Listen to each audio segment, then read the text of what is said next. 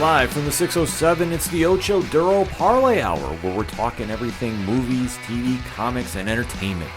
Join in the conversation on social media with the hashtag ODPH, because here we go.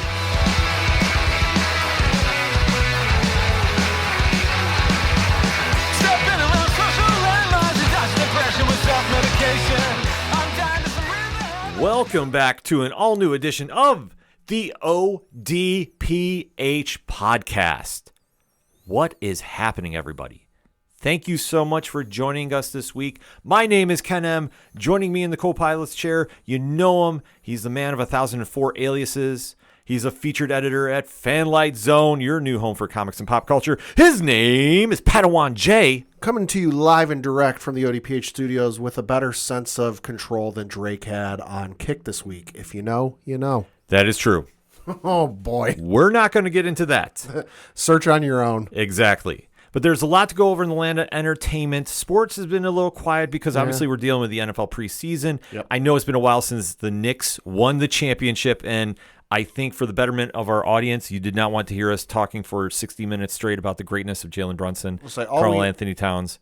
All we know is Coach Duffy's whereabouts are currently unknown. This is true. So if anybody sees Coach, hit us up and let us know on ODPHpodcast.com. I'll say, we putting the old face on the milk carton isn't exactly an option these days. So. No. We have not seen Coach since the Knicks won. So definitely, if he's gone down to New York City and still partying, I don't blame him. No. I was doing a very fair share of that in between reviews over at Fanlight Zone. But we're talking about the podcast, and if you want to find out everything going on there, that is the website to go to. Also, check out the classified section because we have great friends there. Like 3FN, doing amazing things on the podcast. And, of course, as we alluded to, Fanlight Zone, your new home for comics and pop culture. So, like I say, sports has been a little quiet. Fear not, the NFL preview editions are coming out this month because sports is starting to ramp up in the fall. Because right now it's just baseball, unless you just want to hear us talk Yankees, which we will do. Yeah. We thought we'd be a little fair to everybody. And for your wrestling kick, obviously 607 TWS every Thursday night on Fanlight Zone YouTube.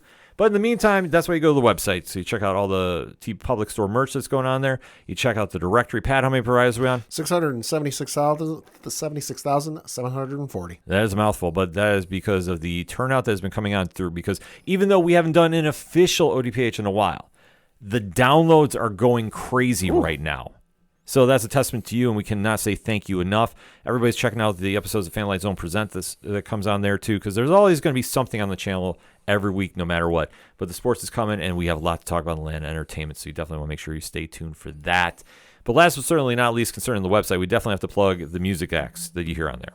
So Brian Wolf and the Howlers, second suitor, Tom Jolu. Tom is doing amazing things right now. Nice. We are overdue to have him back on the show just to catch up. That's how much he's been busy, but I'm super happy to see him taking off as he is. Floodlands, Shadow of the Robots. So basically, if it's anything that is the ODPH, you can always find it at odphpodcast.com. If you want to find out a little bit more about comics and pop culture, fanlightzone.com is the place you got to go to. And there are going to be some blogs coming out too in the near future. We got a lot of stuff planned there.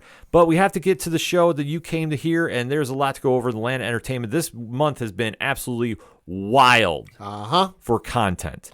So that's why we thought we'd take it a little easy and break it down into some other sections that we can really kind of deep dive into. And the first and foremost, wrapping up right now, because pop culture is definitely talking about it, is the end of a second season that has definitely raised some eyebrows. Yeah. Could the magic strike twice? We knew there was a little controversy going into the season, but Disney Plus and Marvel Animation definitely came through with another hit season. Pat, what are we going to be talking about? X-Men 97. That is right. The continuation of the classic X-Men, the animated series from 1992 to 1997. Has picked up right where it left off. Season 1 was a huge success. Holy smokes. And to think that could lightning strike twice? That has been the big question around this. Obviously, there was a little difference of who was going to be running the show and such, and we're not going to get into that drama because, honestly, it does not matter. We were just saying, okay, how are they going to top this? Because to dabble in that classic era of the X-Men, it's tricky. It's really tricky to really keep the ball rolling, especially off a high season and how they left off things. So the finale just wrapped up. So what we're going to do in typical ODPH style is we're going to break down the finale and then kind of give an overall view of the season at large. So if you have not seen episode 9 entitled Survival of the Fittest, this is what we do. We give you a countdown. we're going to give you a spoiler-free statement first. But then that countdown comes into play, and then you have to make a choice. Do you stay or do you go? If you stay, we're talking spoilers. We're talking deep dives. We're talking theories. We really go into it. So we might ruin something for you if you haven't seen the episode. So if you haven't, you got to pause, download the episode, go watch the show, and then jump back in the conversation, and then boom, you're right back in with us. So that being said, Pad, give me your spoiler-free statement on X-Men 97's finale, Survival of the Fittest Season 2. It was good. I enjoyed it. Definitely left me kind of wondering what the heck is going to happen for Season 3. But I wasn't as, jaw on the floor, stunned, holy cow, I can't believe I got to wait, however long it's going to be for the next season as I was with the first season. I definitely enjoyed it. Like I said, definitely was good. Definitely was, everything I would have wanted. But just, if I gotta rank them, this one not as good as the first season's finale. I have to agree. This is a good finale. It's not great. It's good. They do nail the landing. Mm-hmm. So you do have a definitive end to the storyline that's been going on all season involving Apocalypse. That's not a spoiler. Yep. So, but how they left it after that, the fallout, that's where the real question comes into play.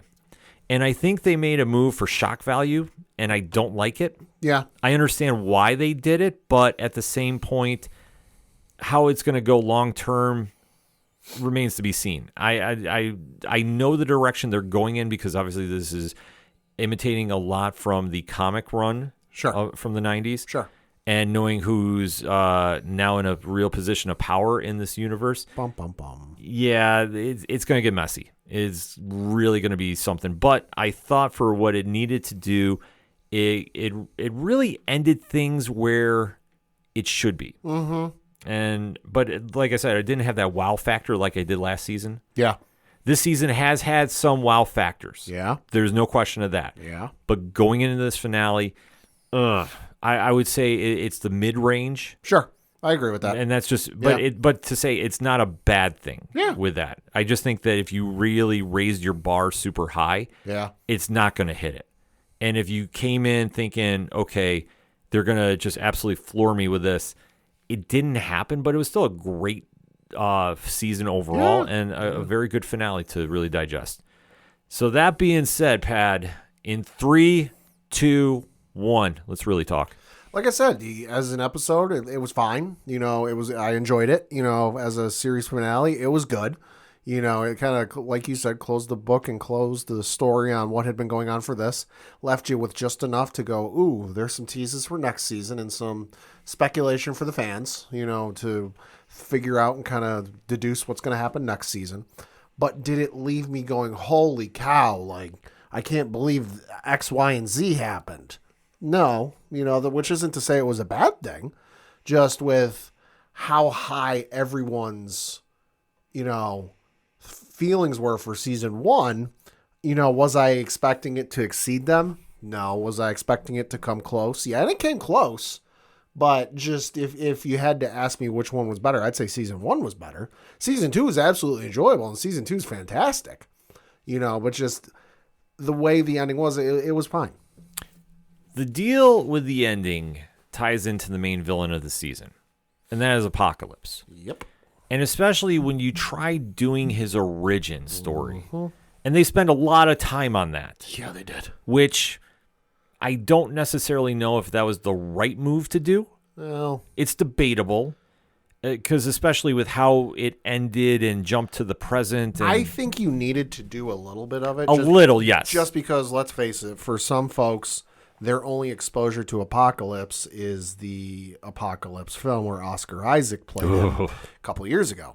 For other folks, it might be that coupled together with the original series, because let's not forget, Apocalypse did appear in the original series. Mm-hmm. But let's be honest, unless you've rewatched that on Disney Plus since Disney Plus launched, you may not remember that off the top of your head because, hey, it's been a while since some folks might have seen that. So I feel like unless you're like a diehard comic reader and you've read the origin story, fairly recently, or you've seen one of the other iterations, you're fine. But if you haven't, and you're like me, and it's been a minute, a little refresher wasn't necessarily a bad thing. No, it wasn't. But I think for the amount of time they devoted to it, Because when they did this in the comics, it was tied into a lot more of the fallout from the Executioner song, which is one of my all-time favorite crossovers in all the X-Men history. Sure. But when you try going into so much of a deep dive and explaining about Nathan Summers and his origin, and obviously jumping to the future and Mother Ascani, and then like you really complicate things. Well, and tying stuff in from the first season. Yeah, because especially with how they killed off Magneto, allegedly. Yeah. And how that whole mess went down, which if you know where it's going, Onslaught. Oh, baby. That's going to get real messy. You want to spoil yourself, Google that name. Yeah, if you really want to go down a very weird rabbit hole. Let me amend that because I don't know what you're going to get if you just Google Onslaught. Google Onslaught Magneto. Yeah. We have to really put that clarification. Let's just make sure you get the right things turning up, and I don't get held responsible for something your kid sees. Marvel Comics Onslaught. That's the best way to go with it, and that'll explain a lot. But I have to say, for where we go with the finale, though, they did end it on a very peculiar note. I don't love it. Okay. But we'll have to see, because obviously where they jump in, there has been a lot of moving parts going on this season. Mm-hmm. And one of which has been a carryover that we knew was coming from the comics, and that was when Gambit, quote-unquote, died. Yep. Apocalypse took his body and made him into a horseman. Which you called first season. Oh, yeah. No, I mean, they've done this in the comics, so this was not a super shocker if you read it. But, yeah, this was something I called, and they played it out very well. Yeah. However, when they tried spinning it in this situation, they really kind of made it into a unique factor in the sense that Apocalypse was just going to take over Gambit's body and regenerate himself that way. Which, I mean, he's done stuff like that in the comics, so it wasn't so much of a stretch. Yeah. But when you start dealing with how Insabar came into be Apocalypse, and then when we start off, Beast, Rogue, and Nightcrawler go to his ship, which was more prevalent in the 90s than it is now. Sure. It's really kind of a unique thing that they wind up going through, and they wind up activating the Celestial Shrine, because when you start diving into that origin, they start talking Celestials, and a whole different level of playing is going on. This is not just your average, I have mutant powers, here I am. So when they start doing that, this is when you start tying in other factors going on. And when you start doing this is when Rogue is jumping in, because she is now convinced that she wants to save Gambit by any means necessary. And we do mean any means necessary. Yes, because she winds up going into the shrine herself. Much to the behest of the other two with her. Yeah. They will tell her no. She says, I'm not listening. No, which, I mean, that's a testament to her character, though. I mean, she is so passionate about the people she cares about. You knew she was going to go in, especially for Gambit. There was no question about that. Yep. So when she goes in to confront the Celestial Ision, that is a very unlikely scenario, to say the least, because when she goes in, her skin's tearing apart.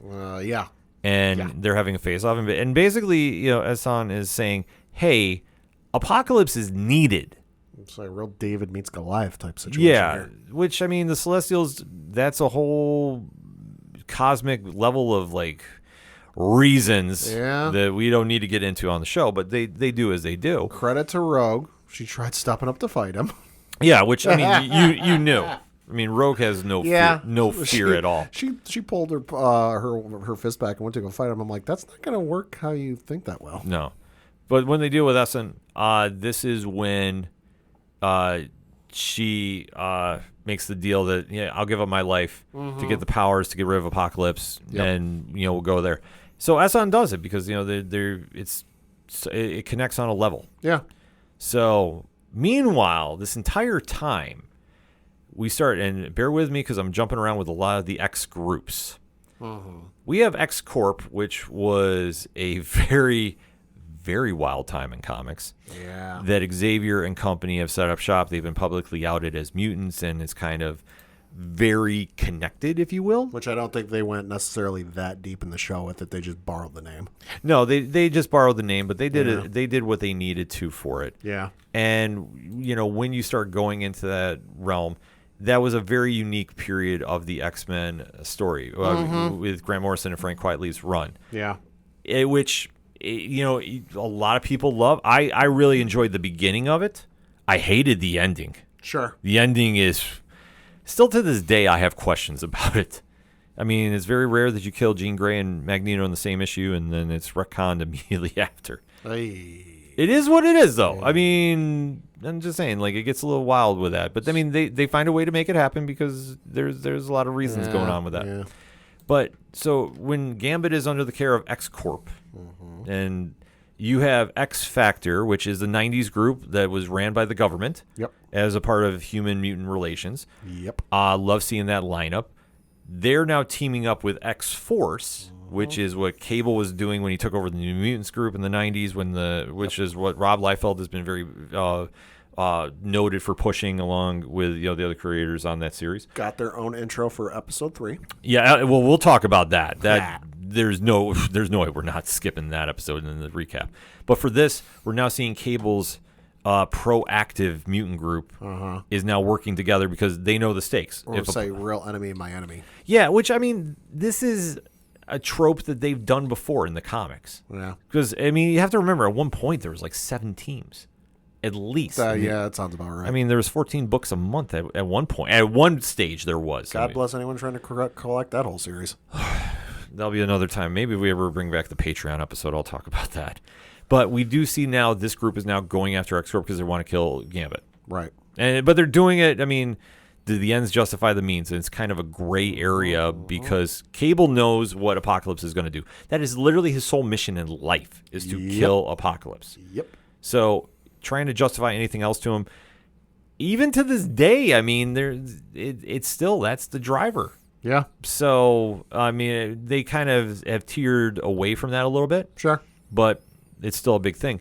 So you now see this group going there fighting all the X-Men. So this is basically just a knockdown, drag-out fight between everybody. And I like the way Cable gets brought into this fight where the end of the last episode, X Factor's ship, plane, whatever it was, shows up.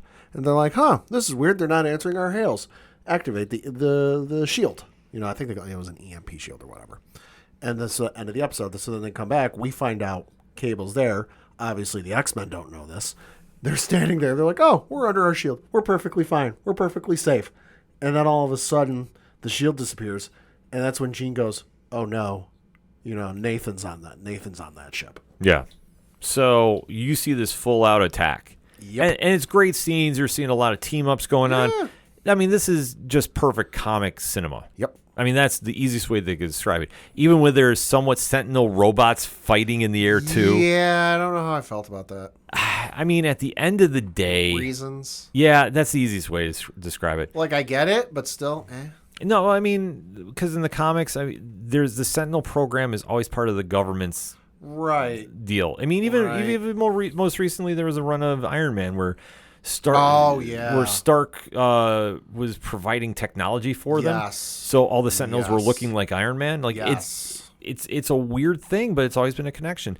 But we do see the X-Men are winning, except for we do get the standoff between Cyclops and Jean Grey versus Cable. Yeah, it's a weird family bonding moment. Therapy would have been cheaper. It does. But so once all the smoke clears and you see that Cable is fighting his way through, which I think is the biggest way to put him over, is he's taking everybody out. Yep. He gets to where Gambit is. And he does the wildest thing. Because even when Gambit wakes up and he's still in control, and like he's taking out everybody else around him, what does Cable do? Shoots him. Almost point blank, if not point blank. Yeah. Because the whole time this has been going on, the leader of X Factor, the government liaison or whatever, Val Cooper, has been looking at this, meter on her computer. How they're getting this reading, I have no idea. Reasons. But the entire time this fight is going on, there's a meter with a percentage that's going up. And this percentage is, I guess, the amount of control Apocalypse has over Gambit's body. And that as soon as it hits 100%, game over. Yeah. Apocalypse is in control. Gambit's gone. End of the world. Billions of people dead, as Cable has been saying repeatedly throughout the season. And that's been their whole thing this whole time, as you alluded to, is we need to get to Gambit, kill Gambit so that Apocalypse can't get back.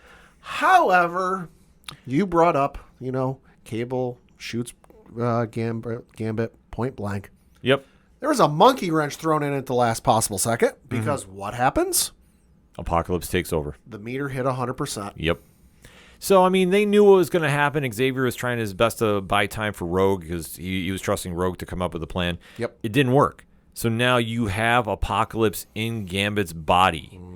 And he winds up taking everybody over except Xavier. Because he wants to really twist the knife. Well, of course. I mean, that's what he does. What did he say? I've been waiting, a long time for this moment. Well, because they go back to the times of ancient Egypt and jump around. So, I mean, when you have this all play out, it does make a lot of sense that Apocalypse is very petty like this. And but his whole thing is more on the Magneto side of things, where he feels the way of the mutants are supposed to be dominant, and that's just how he is. I mean, he lives by the motto, survival of the fittest. Yeah. So to see Xavier try selling his dream to him, it's falling on deaf ears, and it's something that never, it just never works in his mind. No. So it is crazy to see how this all plays out in this aspect. But when we do see that Gambit / Apocalypse is taking control, Rogue magically shows up in a full Sentinel-powered uniform. Say her name and she appears. Yep. I believe in Rogue. And winds up freeing everybody from doing what she needs to do. Yep. And then very quickly, mind you, this was over and done with like it never happened. Faster than Thanos' snap. Yep, she winds up grabbing Apocalypse out of Gambit's body. Cool visual. Yeah, very cool visual. Like the visuals for this, we can't oversell. It was a very cool thing, and then, but more or less steals him, or his essence, or his mind, whatever you want to define it as. Spirit. Yeah, inside a crystal. Yep. And she trusts it with Cable. Yeah. Now, I know there's some online chatter about like, oh, how could she give it to Cable? I mean, it's his whole mission. Yeah, listen, if you're going to give it to anybody you're giving it to Cable. Yeah. You're not going to give it to Xavier. Oh, God, no. We'll already tell you that right now. Oh, God, no. You're not going to give it to Cyclops. No. Wolverine? Not even. Would lose it inside of an hour. Yeah. No, Cable's the one to take care of because either he's going to do one of two things. Like he's going to destroy it or he's going to stash it in time somewhere and we never hear from him again. Yeah. The only other one, and I wouldn't put him over Cable, the only other one I could see making an argument for is Bishop. Yeah. Maybe. But see, here's the thing. Bishop, even though like his whole mission about coming back and stopping the traitor and all that, which I mean, I don't think they really dabbled in the comics, or I mean in the show about, but in the comics, and trust me, this is going to come up next season. I don't think that would have made sense. Like it would have been a good choice, but I don't think the right one. Right. But like I say, the voice acting for this, I mean, they really nailed the scene. I mean, Ross Marquardt, we have to give his flowers to. Holy cow, yeah. Because he was Apocalypse and Xavier on this. So, I mean, the back and forth, I mean, is wild to see play out.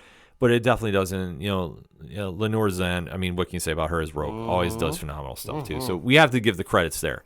But we do see the reuniting of Rogue and Gambit. Yep. And then her powers go away, but then she realizes, wait, something's not right. Right, because she remembers she made a deal with the Celestial that, like, hey, you'll spare Gambit and in turn take me. Yeah. Except she's still there. Yeah. So we find out that Nightcrawler went in at some point and sacrificed himself. Because the last we see of him is at the start of the episode when she went in to speak to the Celestial. This is the very next moment we see him. Yeah. So at some point along the way, he went in. And plus, my only question, too, is where is Beast during all of this? That's a good question. Nobody's ever asking this. Left the man high and dry. Pad will just define it as what? Reasons. I gotta admit, I didn't even think of that. Yeah. Which I'm now curious, did he shove Nightcrawler in there? No. I'll start that theory. No, I'm just going to start the theory because I just want to get messy with it. No, but we do see this great monologue from Nightcrawler, Adrian, who voiced Kurt Wagner. Amazing job here. And it's more or less asking why he's doing what he's doing. And to paraphrase a little bit, Nightcrawler says, my sacrifice is noteworthy because I have faith. Yep. And I have faith that my loss will unite the people that needed to be united because I represent the mutants and what the dream is. And I thought it was very poetic about it. And he says this, if I'm not mistaken, right after the Celestial asks him, like, is this actually going to mean it's something? Or, and I'm paraphrasing. Yeah. Is this actually going to mean something, or are they going to forget about it in a week? Yeah. And he brings up this whole speech, and it's like you said, phenomenal. Oh, yeah, it's great. And it's true to Nightcrawler's persona. Yeah. I mean, if you followed him, he has a very strong belief of, faith and that's how he is. Yeah. But it is something that represents this time in the X-Men too. So to see him do that, it's really interesting to see if they're going to keep him now, quote unquote, dead. Which, if you think he's dead, I got a bridge to sell you. Yeah, I've got some feelings about that too, bridge. which we'll get into maybe this episode, maybe not. But he's now gone, and basically the team goes back to trying to find some normalcy. So the school is reopened as much as they can. Yep, Rogue is reading the book that was left, or Kurt's Bible, I should say, rather. Yep. With their picture in it, so it's a very cool, touching moment because they are family. They have siblings. Yeah. So they end on that strong note. Yeah. And then we go for the cliffhanger. Hangers, period, plural. Okay, let's talk about it. Well, so the one cliffhanger is that we see the woman, Dr. Val Cooper. Val Cooper, is sitting at a computer looking up some stuff and looking up some files, getting some dirt on folks because let's face it, she's that type of person. Mm-hmm. And she gets up and she goes to leave the room and the door opens up and who is standing there facing her in the door? Val Cooper. Val Cooper. So we got a real, Jekyll and Hyde situation going on here.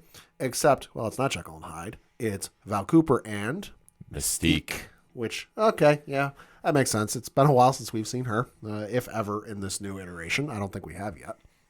So Mystique shoots Val Cooper and assumes her identity as the news is playing on a television in the background, and it gets announced that who has been elected president of the United States? Graydon Creed. Oh, boy. Son of Sabretooth and Mystique. Oh, boy. Yeah. I got to give our buddy, Common Man, Vince Ciotoli, credit. He and I were talking, this might have been 2-3 weeks ago. I forget. But we were talking because, and he brought up, and I hadn't thought of this, like, let's just have Graydon Creed, really play a factor in season 3 and maybe have him be an antagonist. I'm like, you know what? I could see it. It seems like they're setting up something for him. Kudos to Common Man. He might have called it. Well, they have dabbled upon this in the comics before. I mean, Right. Graydon Creed had a run mid-late 90s. Well, and he was in the original series too, but it wasn't anything super. Right. It wasn't super prominent. It was just what was it? He had the underground group. Yeah, Friends of Humanity. That was it. Yeah, no, he's always had those, and it was tied during the whole Bastion era. Yep. And like in the comic wise, yeah, he's had a very different run than I think people were expecting. Mm-hmm. So I like how they're going to go with him in this run, It's but not quite Lex Luthor president levels of weird, but it's up there. No, but it's going to get real messy. Uh-huh. There's in the comics, it wasn't, in my opinion, it wasn't the best run. Sure. So I'm kind of curious how they're going to change it for the screen. But there's also a couple loopholes that they've left upon because, I mean, this is where we can kind of recap about the season in general. Sure. The season in general, I thought started very strong. First half was very strong, yeah. First half was extremely strong. The second half kind of started watering down. It got too spread out, I would say. Yeah. Just because it took too long to get the team back together, and once they did, it was kind of like, okay, well, now you've just got too much going on in general. Yeah.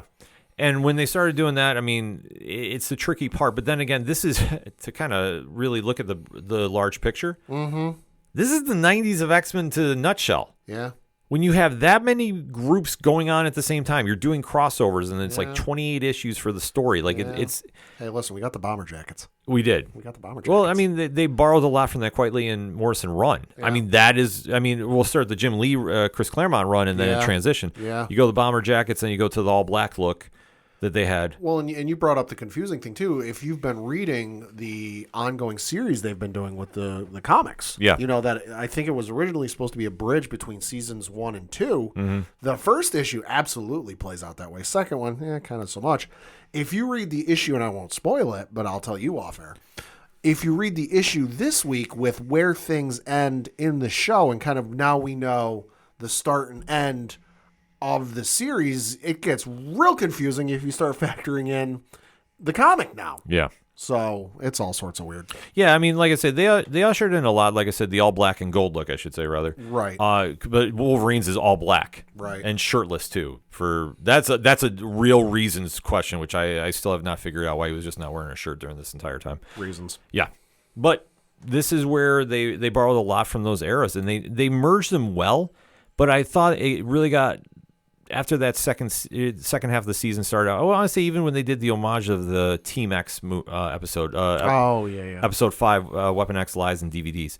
I thought that's where they started falling off a little bit. Yeah, no, I'll agree with that. I think that's where the Danger episode was straight from the comics. Had no issue with that. That is a perfect one and done. Yep.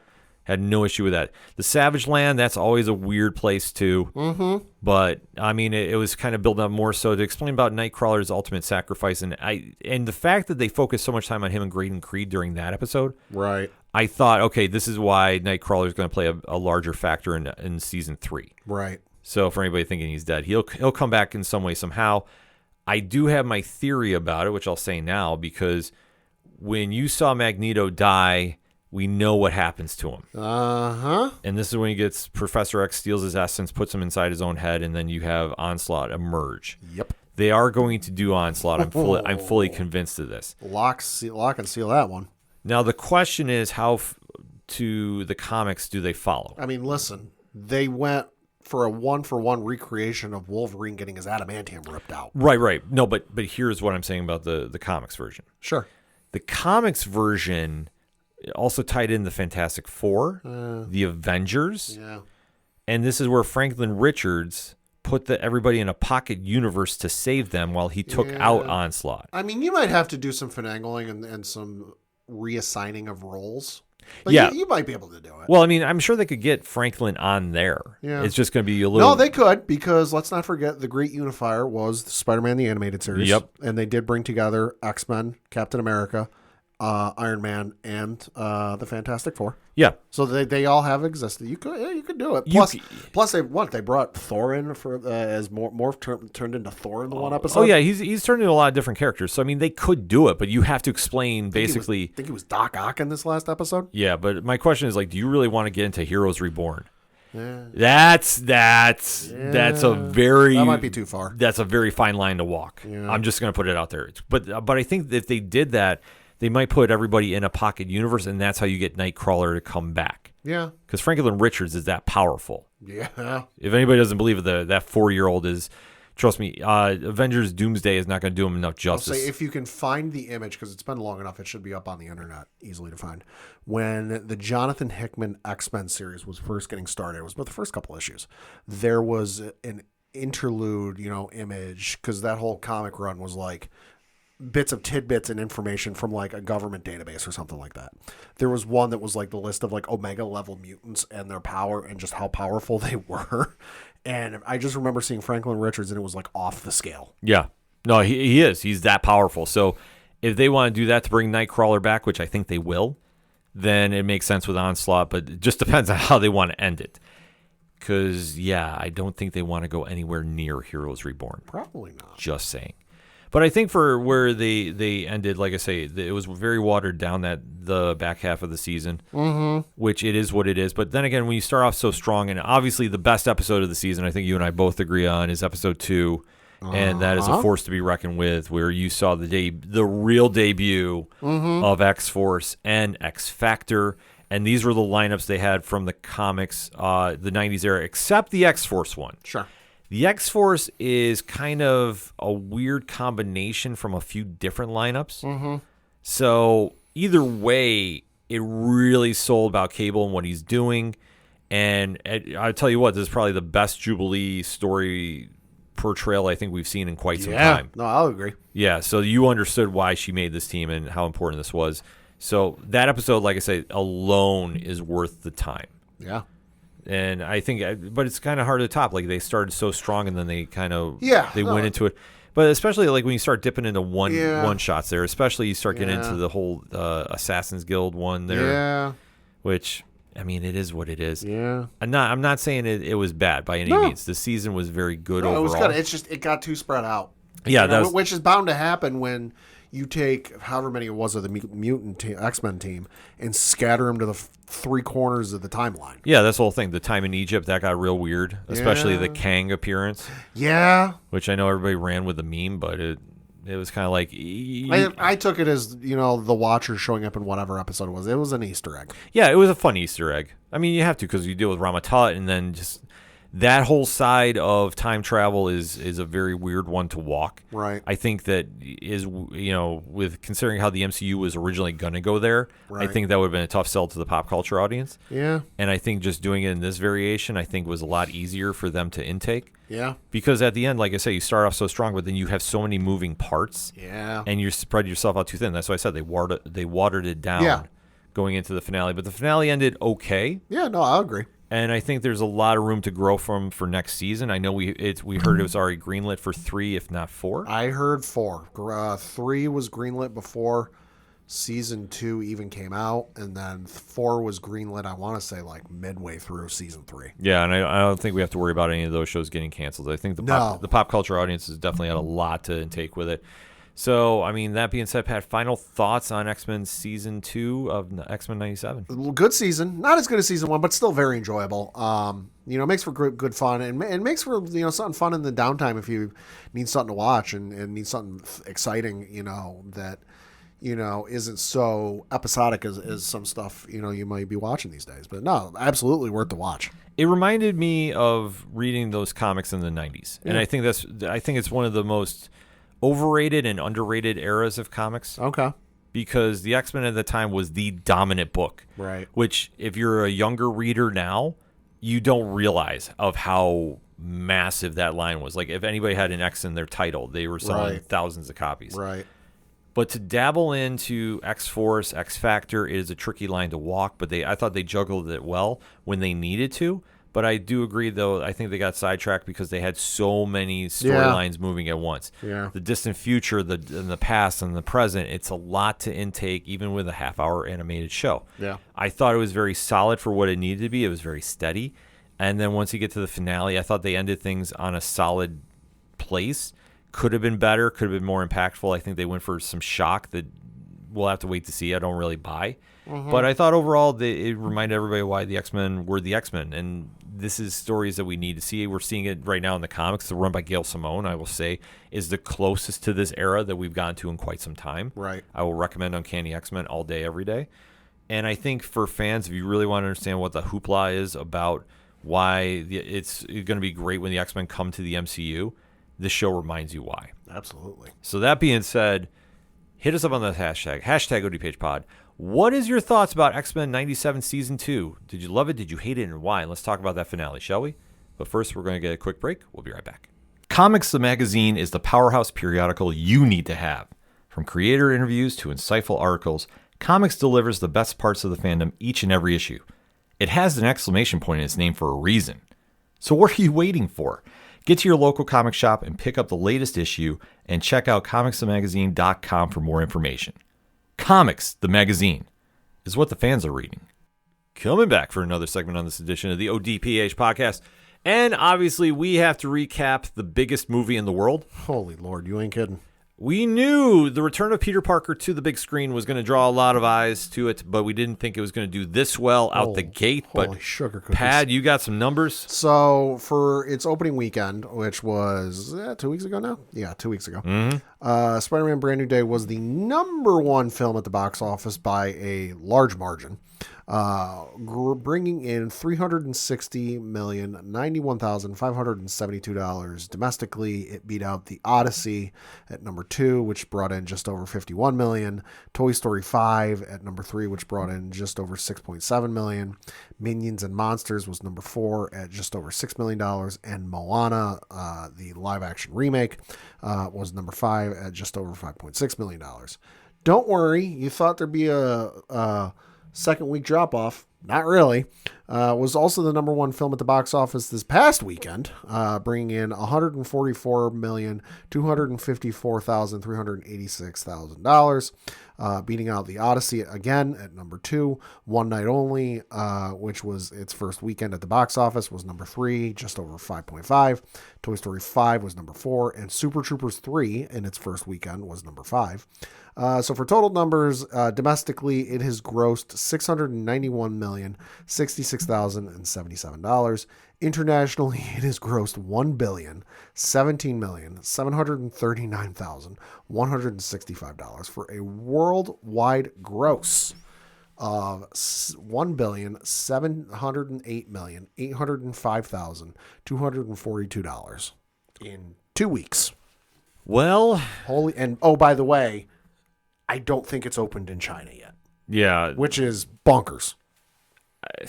It's hard to say this and not really take this statement seriously, but let's just get out of the way. This is going to top Avengers Endgame. Well, I mean, it's in that conversation now. It might, but if I'm not mistaken, Endgame ain't number one anymore. If I'm not mistaken, I think one of the Avatar movies. Okay, I first. See, I lose track of that because I know they go back and forth so much. Well, and if I'm not mistaken, there was like a re-release of Avatar that like put it back over the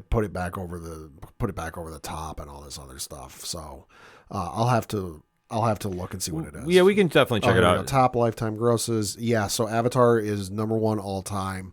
With a worldwide lifetime gross of $2.9 billion. God, that movie's almost... They put it out a third time. It'll be at $3 billion. Endgame is at 2.7, which Endgame might... There's a chance Endgame, because they're going to re-release Endgame here in the near future. Endgame might actually go back into number one. But yeah, no, Endgame is number 2 at $2.7 billion. Avatar Way of Water is number 3. Spider-Man Brand New Day is currently just entered the top 10, beating Inside Out number 2 at 1.6.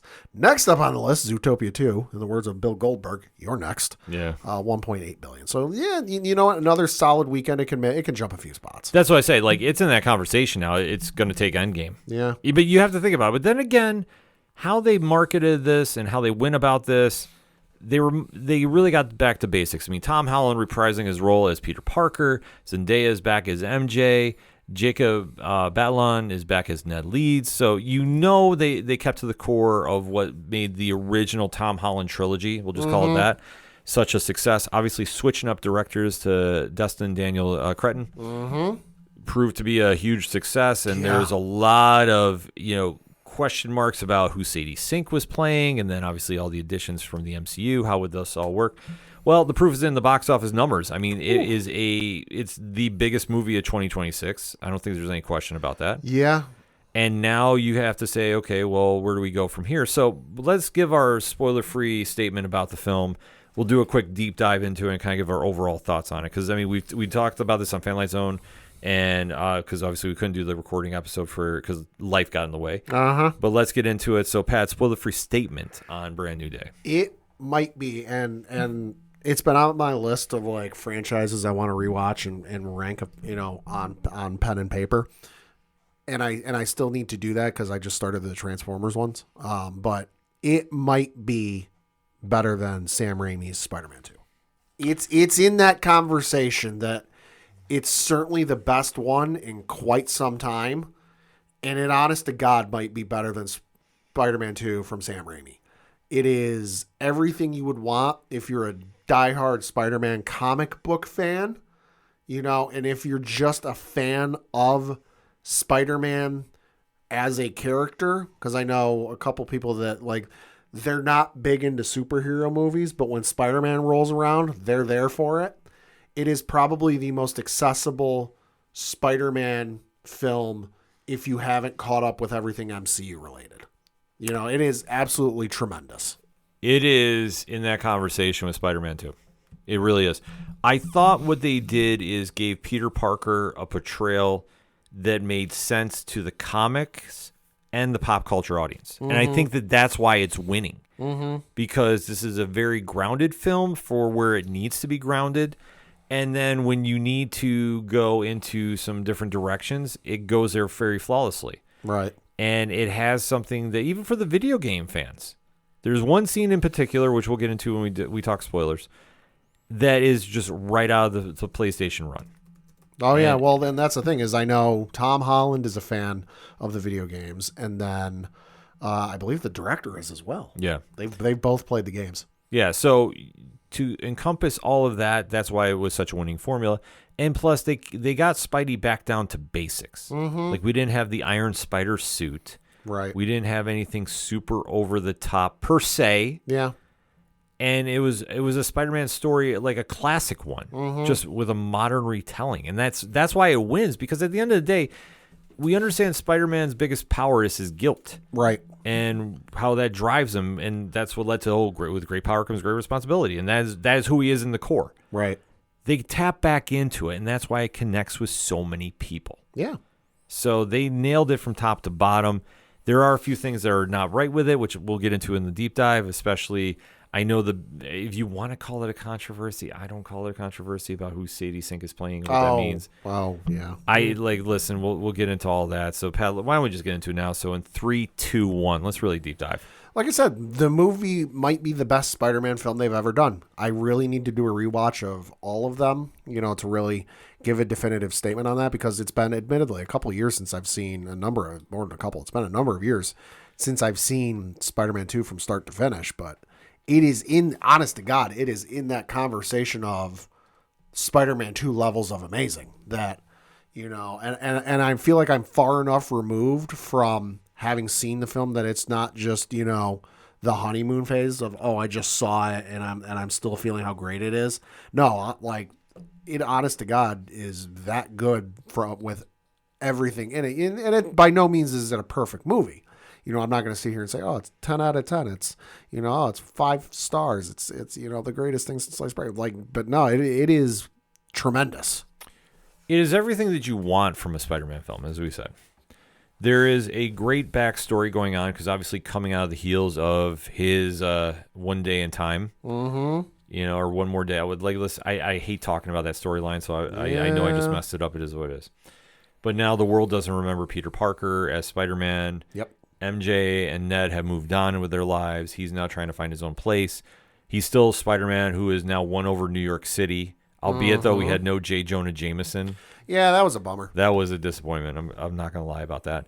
But you do see him that he's trying to, basically find his way. And obviously, he's still torn because he wants to connect with his friends and he can't. And he's living a very lonely life. At the same point, they start dabbling with a storyline that I was really questioning, and we never really got a great answer about. Nope. And I will say this is a flaw of the movie, and that is the whole, I'm going to just call it the Moreland storyline, where the evolution of his body was he was turning more spider than man. Yep. And they dabbled with this enough. I mean, we saw enough in the trailers about it, but they didn't really fully explain it. Yeah, I mean, it could be an unresolved plot thread for a reason. Which, I mean, depending on where they want to go the sequel for this, I could. Yeah. They're going to have to touch upon it one way or another. Yeah. But I thought for what we got out of it, I thought they really dropped the ball in that aspect. But it didn't take me out of the film, because where they pivoted to is in this new world, he's now reestablished himself with the heroes of this world. And we knew about one cameo that was going to be in this, and that's John Bernthal as the Punisher. Yep. We did not know about Florence Pugh reprising her role as the Elena. Makes sense in the story, though. Oh, it makes perfect sense with the story. Yeah.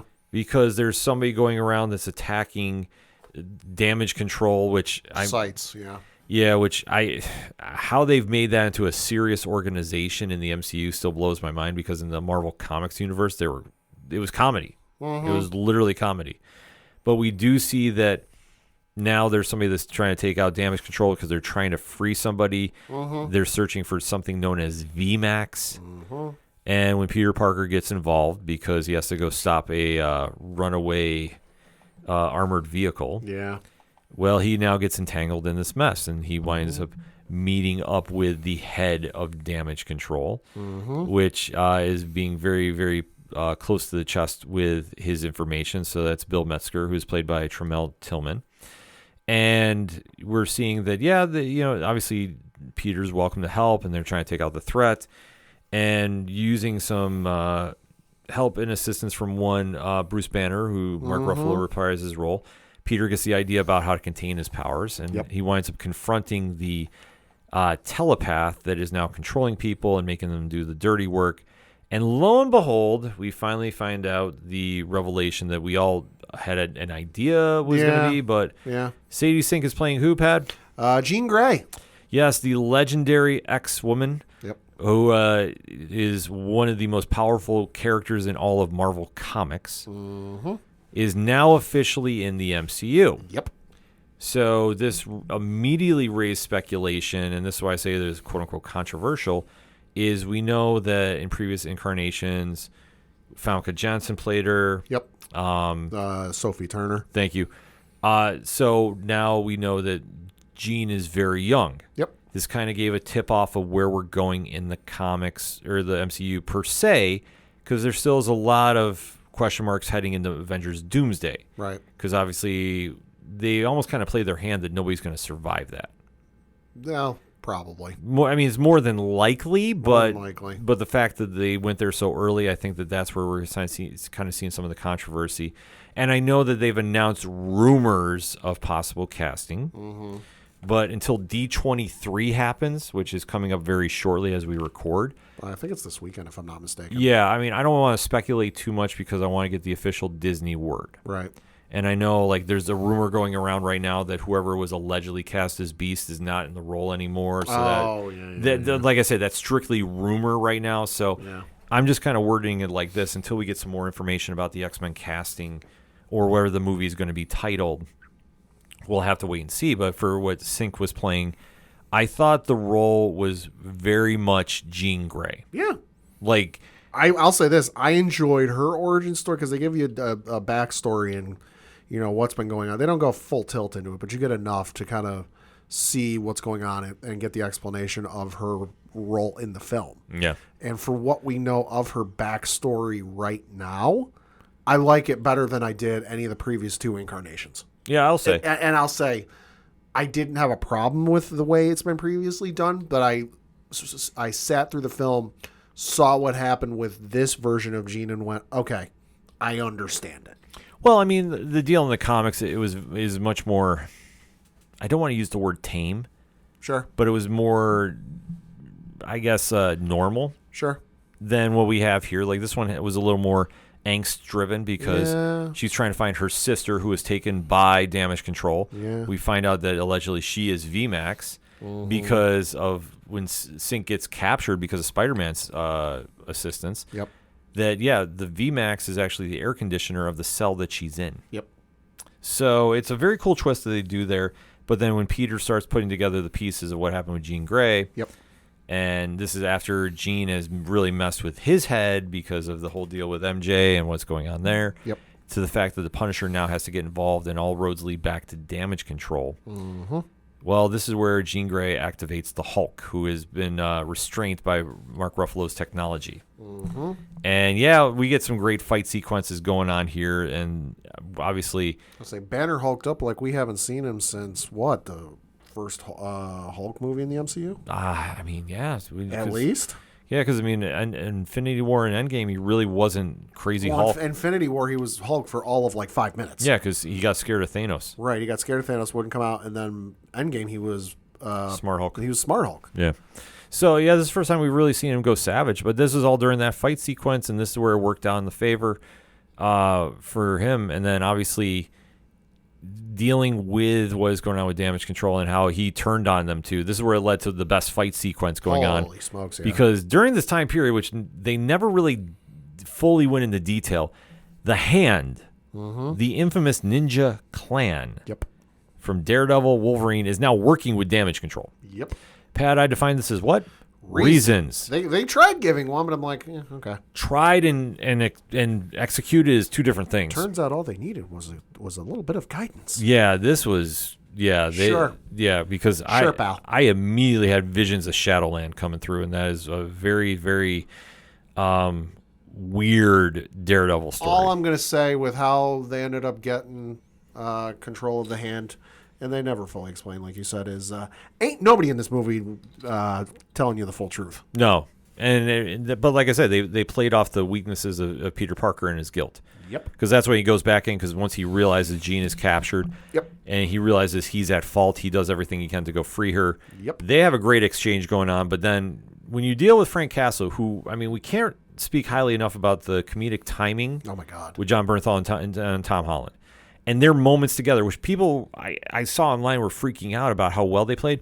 Okay, we have to realize something in the comics. There has been a long history Right. between Spidey and the Punisher. Well, and there's also a longtime friendship between Tom Holland and John Bernthal. Yeah. That if, in case you don't know the story, and you can go look this up. I'm not making this up. When they were both auditioning for their respective roles, Tom Holland as Peter Parker, John Bernthal as Punisher, they filmed each other's audition tapes. Yeah. Because they knew each other and they were friends. So they've been friends for a very long time. Yeah, so and it came across on screen. Yeah. So you did see the whole frenemy thing play out, and they did it to perfection. Yeah. Like I say, people want to see more of them together. I do too. Maybe this is going to open some doors. I know it was not the same friendship as, and I use the air quotations with that, with Matt Murdock. Yeah, I got to look up that quote. Somebody asked Charlie Cox about that. Yeah, well, I mean, but that's the whole thing, because Frank does look at Peter as an ally, but he also knows that he's young. Yeah. And Peter also knows that Frank means well, even though he's, well, Frank Castle. And it doesn't come into the question of conscience like it does with Matt Murdock, who tries preaching, his side of things, and that's it. And it falls on deaf ears. So I have the quote here. So this is from an article on IGN.com, and it says, quote, amusingly, Cox has now been asked for his thoughts on the scene while attending MCM Comic-Con with his Daredevil Born Again co-star Deborah Ann Wall, who plays Karen Page. And while Cox was considering the matter, it was Wall who jumped in first, conscious of the particularly close partnership between Page and Punisher. Quote, actually, I'm more offended by that for Karen rather than Matt, Wall said in response to a question. Jesus Christ, Frank. God damn it, how many times have we saved each other's lives? Yeah, I think Deb is right, Cox ultimately agreed. Matt and Frank, I don't know that they'd call each other friends. I think there's a mutual understanding and respect, but they're not mates, close quote. Asked to define Daredevil's and Punisher's relationship status, Cox suggested, quote, it's complicated. Yeah, I mean, they're more work buddies than anything. They say they'll get along, they'll work together in work situations, but are you going to expect them to go out for a drink afterwards? Probably not. Yeah. But this is where Frank is trying to do what he does best, and he sees Jean Grey as an ultimate threat. Yep. And he tries getting the ultimate sniper shot on her. Holy smokes. Yeah, and this is all the while, like, Jean is taking out damage control. She's taking out basically all of New York City in the process. And damage control went to such lengths to, like, control her and manipulate her powers because they had her sister. And like, oh, your sister's limits were this. She exceeded them inside of 5 minutes. Mm-hmm. Yeah, so when you see all this play out, like I said, this is a great standoff where Peter Parker connects with her. Yeah. And this is where his guilt comes in and is used as a weapon because he's like, this is why I do what I do. They flash back to Aunt May and moments there. She thinks he doesn't understand what she's going through. Yeah. And he's like, no, I do. Yeah, so they connect on their grief. Which, shout out to Marissa Tomei in this film because the entire time we've been seeing these flashback sequences, it's just been Peter and Aunt May talking. Mm-hmm. But like it's been quick glimpses, pullback. But the moment we see the full-fledged scene play out, it's not Peter sitting there. It's Jean taking the place of Peter, and Marissa's acting towards she in the scene. It's supposed to be Peter, but she's talking to Jean. But it worked perfectly. Yeah, and it's such a heartfelt moment. Oh, it is. And then all of a sudden it's taken away because Frank Castle takes a shot. Yeah. Peter senses it. He takes the bullet for. So decided to recreate Ultimate Spider-Man. Yep. Almost. Almost. I mean, you see the shot of Punisher taking Spider-Man into the hospital bleeding. So they do that, and you see that Frank is overcome with grief because he's now shot an innocent. Yep. And especially one he is respects on some kind of level. Yeah. So Jean, though, remotely keeps him alive at the same time. Which some people are confused how Spider-Man survived this entire time. Were you not paying attention? Frank literally says in the movie, she kept you alive with her mind mumbo jumbo. Yeah, because basically she kept his organs intact. She kept him breathing the entire time. Yeah. That's the level of power she has. She's a telekinetic on an omega level. Well, and not to mention the fact that before Frank shot her, she had every single person within a 1 kilometer radius frozen solid. Yeah. And I don't mean in a block of ice. No, they couldn't move, but they were fully aware of what was going on. Yeah. So Peter winds up getting saved. Yep. He makes an escape. Yep. Which you see that Frank Castle does a comedic moment, which I know some people were getting on his case about. Listen, at this stage, even Frank can enjoy this moment too and how he got in there. Listen, do you think anybody was going to stop the Punisher? No. in that hospital because No. yeah, exactly. So it made perfect sense for what they did. Peter now is basically saying that he's going to just accept his life and make good on it. Yep. And he does make that weird connection with Ned at the end of the film. Yep. Even though he's connected with MJ, him and Zendaya have great chemistry, obviously. They're married couples, so congratulations to him. Yeah. But even though MJ does not remember him and they have like kind of the emotional back and forth, there is a mutual understanding there. Ned is now kind of in on the Well, and I think, and this isn't my, I can't take credit for this. Some of the speculation I've seen online is that the reason they're starting to remember is because of the whole Gene had on them. Because we saw what Gene was able to do with Hulk and bring down that wall of like in the agreement they had between, the monster and the man. That it's plausible for her to at least, tear apart some of the wall between with Strange's magic.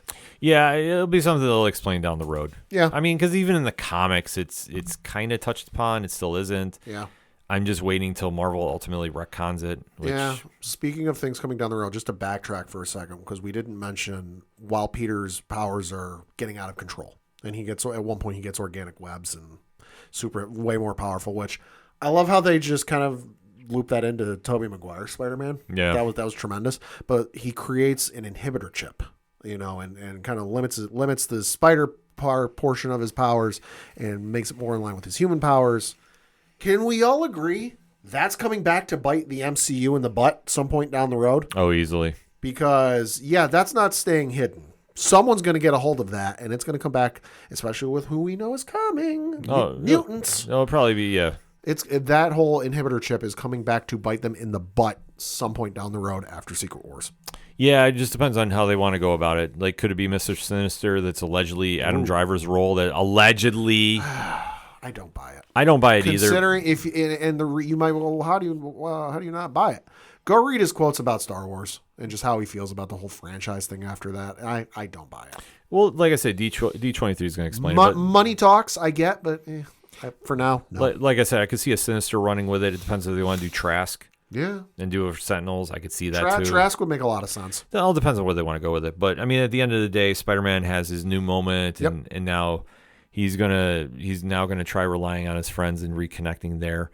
And they end it with a very interesting bonus scene because Ned during this film has made a spider tracker because he's an obsessed fan of Spider-Man. But he doesn't want to expose him. He just wants to thank him. Right. So during this, they get a blip that Spider-Man is in space. Mm-hmm. At one brief moment, there's a number flashed, allegedly that is Tobey Maguire's Spider-Man Earth. Mm-hmm. And it says Spidey's in space, which is a tie to Battle World and where they're going with Avengers Doomsday. So it's one that if you read the comics, you understand. If you don't, well, congratulations, here we are. So, I mean, overall, though, they nailed what they needed to nail with this film. Yeah. They connected him to the MCU, so all those pop culture fans that didn't understand, like, he was in his own little bubble. Mm-hmm. Well, he's back now. Yep. I mean, him and Florence Pugh were great on screen. Yeah. Could we see him join the new Avengers asterisk? Ugh, excuse me. Maybe. I refuse to call him that. All we know is there is currently, and this is Kevin Feige's words, or maybe it's the head of Sony. I forget which one of them said it. There is currently no blueprint for the future of Spider-Man as we know it right now. That whatever they had planned out, they've reached the end of it. That's not to say the agreement's done. No more. I'm not saying Spider-Man's not going to be in the MCU anymore. Just whatever they had mapped out, they've reached the end of it. So now they got to figure what's next. Well, here's the thing. They don't want to tip off anything more than what's coming at Doomsday and Secret Wars. Sure. Secret Wars could be the ultimate reset. Yeah. So that is the reason why we have Ghost Rider and Black Panther 3 coming out after Secret Wars. My skull's on fire. Yeah. So I believe it's after Secret Wars. If not, it's after Doomsday. Either way, I'll look it up. It'll be in the new era of what we have coming out. So we have to kind of take that into context. But for whatever Peter Parker is doing, he's now back in the MCU fully. We see the interactions with the other heroes. Ghost Rider is scheduled to hit theaters in 2028. Okay, so then, it would be after Secret Wars. It'd be after. Secret Wars, I believe, is supposed to be scheduled for the end of 2027. I will look that one up. Okay. But that being said, He's back. He's getting back to basics. They did place a few other cameos involved, which it's currently scheduled December 17th of next year. Okay, so that's where I say that they'll just be the big reset, so they'll do it then. Tom Holland has already alluded to that he knows where he wants to go with the character, and that's pass the torch to Miles Morales. Right. Which is great. I can't wait. I think he's alluded that there's a plan in place for that. Yeah. Or they're coming up with one. I think he has one. He just needs to implement it. But all I know is that he and his wife, which again, Mazel Tov, congratulations to the couple. We won't know what they're doing for a while because they have both said publicly that after this year, they are taking next year off of everything because she will have gone from promoting, and him too, the two of them promoted Odyssey and this back to back. And then as soon as Zendaya is done with this, she's got to go promote Dune 3. Yeah. And then Tom's got to go promote Avengers Doomsday. So they will be literally spending the entire year promoting films. So they have both said, we're taking next year off, which, hey, can't blame them. Can't blame them. And plus, they'll give the time for the reset, and that's where we're gonna go with this. And like I said, they planted enough seeds in there. I know that they teased a girl in the class of Banner named Cindy that's allegedly Silk. Yeah. Allegedly. Yeah. I take it as one of those things like it's there if they want to. If not, it's an Easter egg. Mm-hmm. There's also one that I saw online that some people are trying to say that MJ's boyfriend in the movie there is supposed to be Miles Warren, the Jackal. Oh, Lord. I don't think that that's the case. That's reaching. I agree. That's where I'm like... that's reaching so hard you might strain a muscle. Yeah. But I think they've got enough groundwork laid out that after Secret Wars, we'll have a very good idea where we're going with this film. Yeah. But in the meantime, though, they got back to basics with it. The action was there. The story was there. It was a good story for Spider-Man.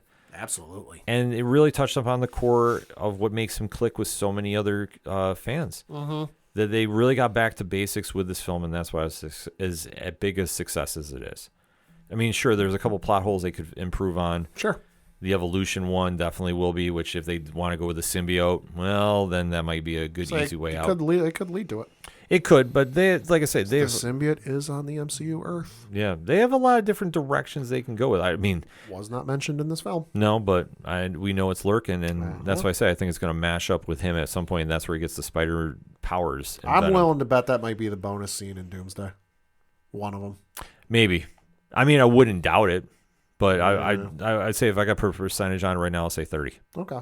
But we'll have to wait to see it on it. Pat, final thoughts on the film? Like I said, fantastic film. Cannot recommend it enough. And seriously, if you haven't seen everything the MCU has put out since Endgame, you can honest to God go watch this and get away with it and be fine. I don't think there's a ton. The only thing I would recommend you see is the last Spider-Man film. Mm-hmm. You know, that might be the only thing you might want to watch just to kind of catch you up what Spider-Man's been up to in the meantime, in between time.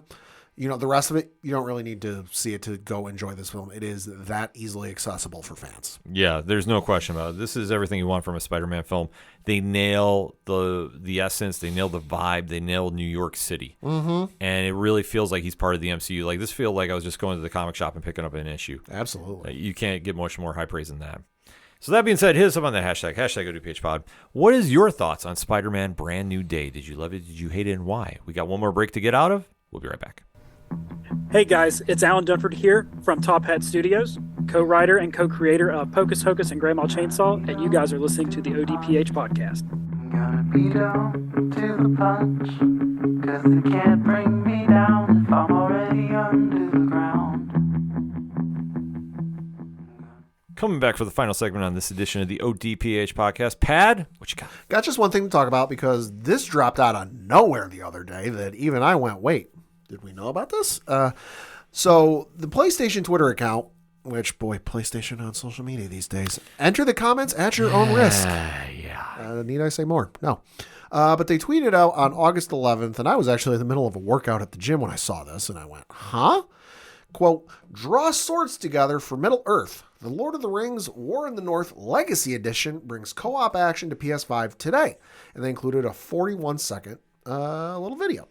Now, for those of you who may not know or may not remember, back in 2011, Snowblind Studios, along with Warner Brothers Interactive Entertainment, because at that time, Warner Brothers had the rights to Lord of the Rings games, came out with a game called Lord of the Rings War in the North. Now, the game was set in the Lord of the Rings universe during the time of the films, when Frodo and Sam and Aragorn and all them are looking to go destroy the ring. Well, hey, war, as a lot of people know, ain't just a one front thing. That a lot of times there's other battles going on. And during that story, Tolkien even alludes to this in his novels.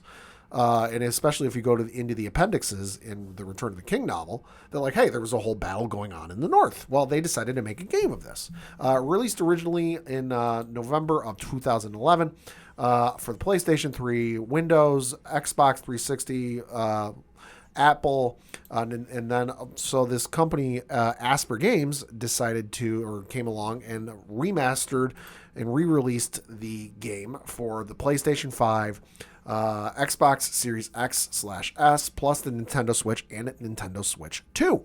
So that's all sorts of exciting. I'm personally excited and going to pick this up just because when this came out, I was in college and a brokey bleeping college student, so I didn't have a ton of money to buy this at the time. Plus, I didn't really know anybody who had it, and I hadn't really heard much about it, positive or negative, so I really didn't, pick it up.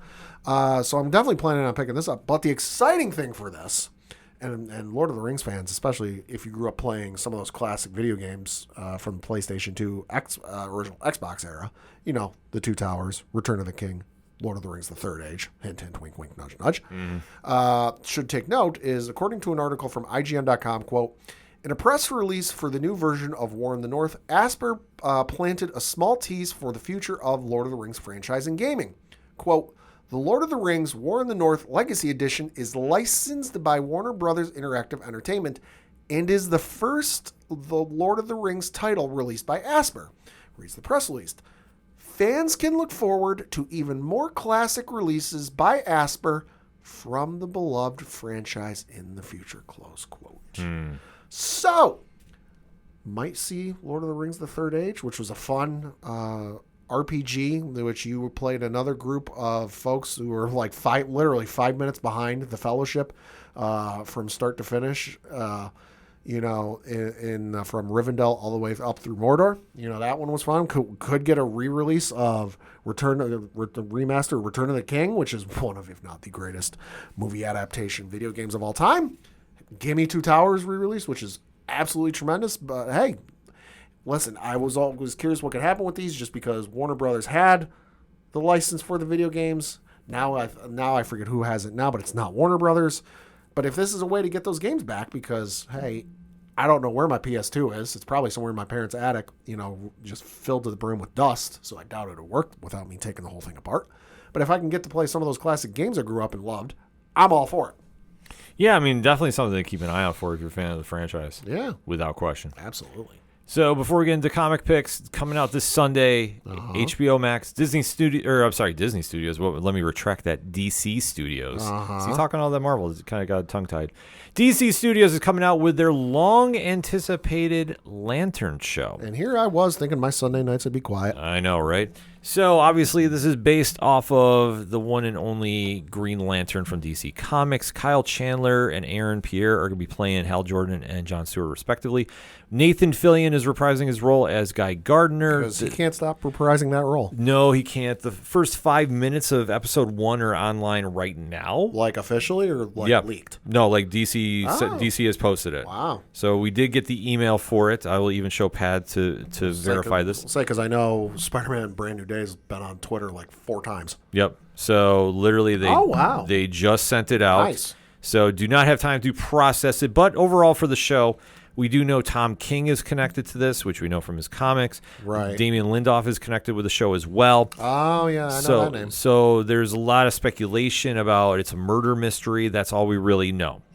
Now, there has been a lot, and I do mean a lot, of wild fan theories involving this.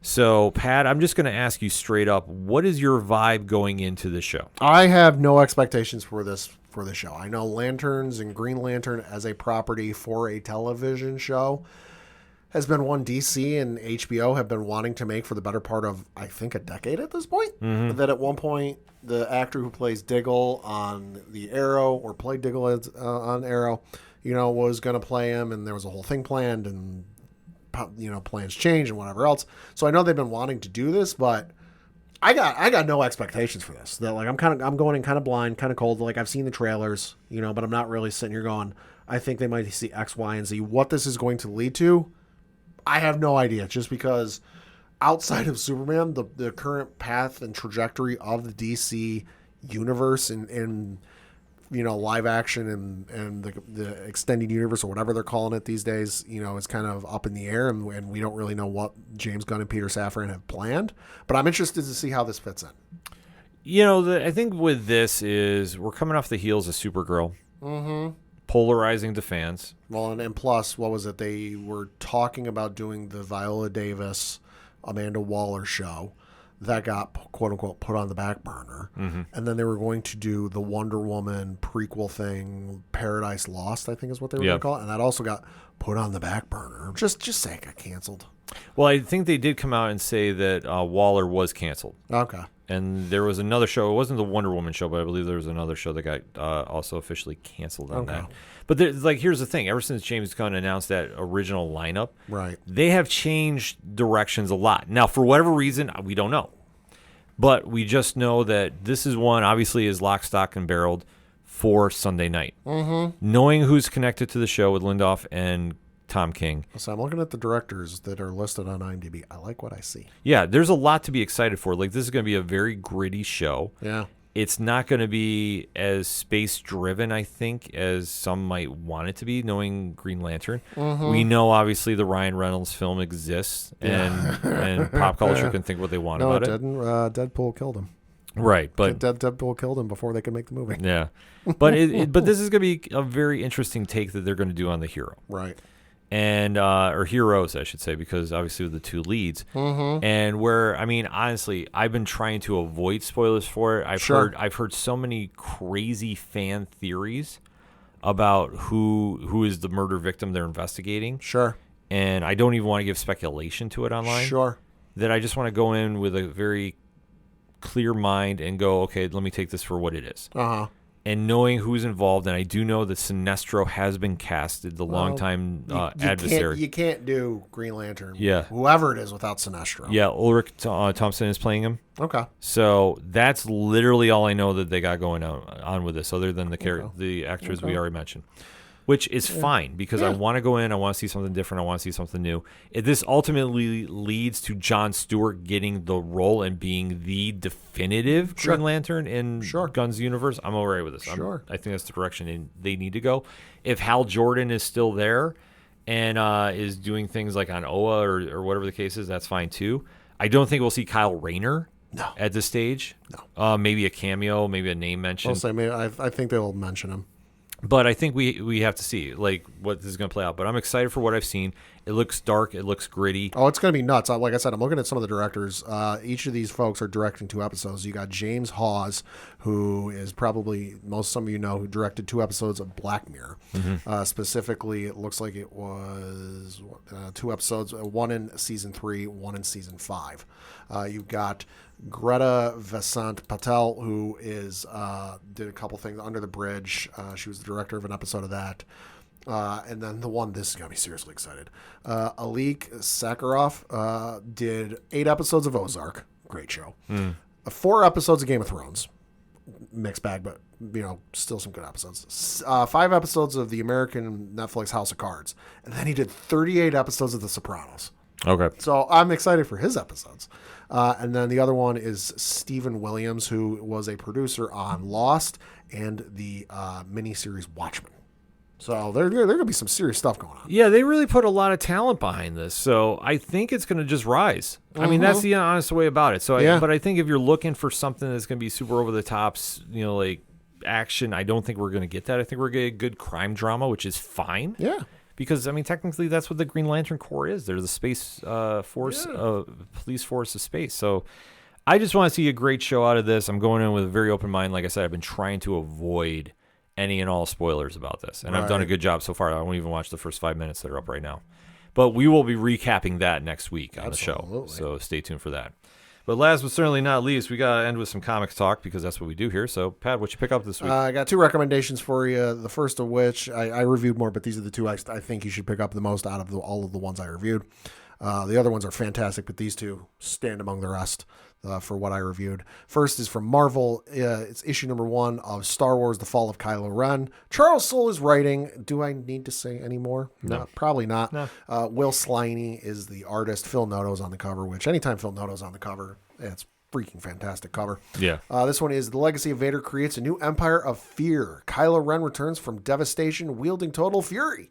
As General Hux and Pride tear the First Order apart with treacherous ambition, Kylo cuts through their schemes with merciless clarity. His wrath forges unity through fear and unleashes a supreme leader. Neither general can escape, nor survive disappointing. A pivotal turn point for Kylo.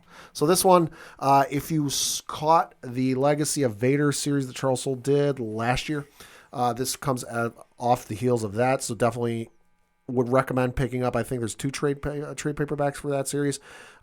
Pick those up or check them out on Marvel's Unlimited service, because that is a fantastic series. But this one, absolutely fantastic. Also, shed some interesting light on some of the stuff that happened before Rise of Skywalker, because this takes place before Rise of Skywalker, so it explains a couple of things that you're like, oh, okay, well, that makes a little bit more sense. The other one I'm going to recommend because, hey, if you know me, I'm going to recommend this. Yeah, that's true. Dynamite Comics, issue number 1, Gargoyles, from Greg Weisman. Gerardo Gambone is the artist on this one. And this one says, all new stories by series creator Greg Weisman and rising star artist Gerardo Gambone. The star of the sensational animated TV series return with new, in-continuity adventures.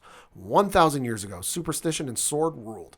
It was a time of darkness. It was a world of fear. It was the age of gargoyles. Stone by day, warriors by night, they were betrayed by the humans they had sworn to protect. Frozen in stone by a magic spell. Now here in Manhattan, the spell is broken and they live again. They are defenders of the night. They are gargoyles. It is 1997. The Manhattan Clan has remembered their calling at being heroes to the helpless of the streets of New York. At the same time, the gargoyles desperately search for clues to the whereabouts of their missing gargoyle egg. And they must hurry, for an ancient, all-powerful evil has woken with a score to settle. ... Absolutely tremendous issue. Greg Weisman's writing. You can't go wrong with it. So definitely want to check this out. And going along with gargoyles, I got to be a bit of a wet rag for some folks. There's been a lot of speculation and a lot of stuff going around on the internet that Disney is redoing or bringing back Gargoyles as an animated series. Yeah, I heard something about that. I'm not saying it's coming from dubious sources, because it's coming from, I'm blanking on the actor's name, but he played Data in Star Trek The Next Generation. Brent Spiner? Thank you. Brent Spiner. It's coming from Brent Spiner and Jonathan Frakes.